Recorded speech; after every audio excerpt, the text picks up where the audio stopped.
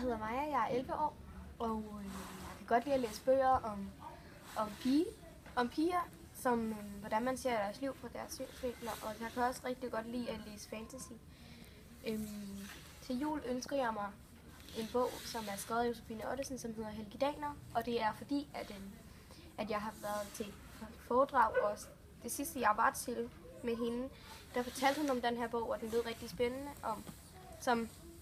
og drengen, som er hovedpersonen, hedder Helgi. Og historien er rigtig baseret på Holger Danske, men i stedet for Holger hedder han Helgi, for at det ikke bliver alt for kopieret sådan. Hej, jeg hedder Andrea, og jeg er 12 år.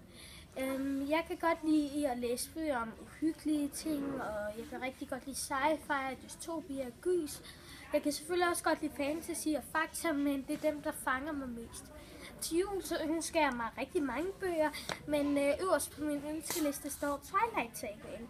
Jeg har allerede læst den 2-3-4 gange, men jeg kunne rigtig godt tænke mig at låne den igen, for jeg synes, det er nogle rigtig gode bøger. Og jeg vil helst ikke have den i for lang tid, så alle de andre, der låner ting på biblioteket, ikke kan låne den.